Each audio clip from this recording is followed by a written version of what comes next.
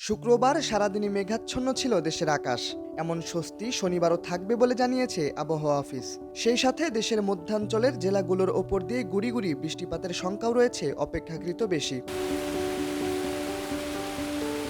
আবহাওয়া অফিস বলছে রংপুর বিভাগের জেলাগুলোর ওপর দিয়ে কালবৈশাখী ঝড় বয়ে যেতে পারে, আর এটি অতিক্রমের সময় বজ্রপাতের প্রবল আশঙ্কা রয়েছে। ফলে বজ্রপাতের সময় খোলা আকাশের নিচে চলাফেরা করা কিংবা কৃষিকাজ করা থেকে বিরত থাকার অনুরোধ জানিয়েছে আবহাওয়া অফিস। সারা দেশে দুপুরের মধ্যে একটি কালবৈশাখী ঝড় আসতে পারে বলে ধারণা করছেন কানাডার সাসকাচুয়ান বিশ্ববিদ্যালয়ের আবহাওয়া ও জলবায়ু বিষয়ের গবেষক মুস্তফা কামাল পলাশো।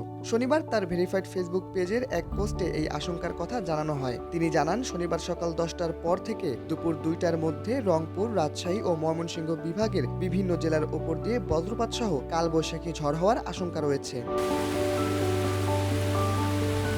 মোস্তফা কামাল পলাশ আরও লিখেছেন, কালবৈশাখী ঝড় রংপুর বিভাগের পঞ্চগড়, ঠাকুরগাঁও ও দিনাজপুর জেলা দিয়ে বাংলাদেশে প্রবেশ করে দক্ষিণ পূর্ব দিকের রংপুর বিভাগের নীলফামারী, রংপুর, লালমনিরহাট, কুড়িগ্রাম ও গাইবান্ধা জেলার উপর দিয়ে অতিক্রম করে রাজশাহী ও ময়মনসিংহ বিভাগ দিয়ে অগ্রসর হওয়ার আশঙ্কা রয়েছে। শনিবারের আবহাওয়া নিয়ে তার ফেসবুক পোস্টে আরও বলা হয়, এই দিন দেশের বেশিরভাগ জেলার আকাশ মেঘাচ্ছন্ন থাকবে। দেশের মধ্যাঞ্চলের জেলাগুলোর ওপর দিয়ে গুড়ি গুড়ি বৃষ্টিপাতের আশঙ্কা অপেক্ষাকৃত বেশি।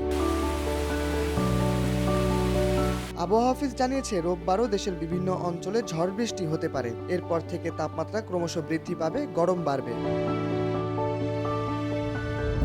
শাহরিয়ার আহমেদ, সময়ের আলো।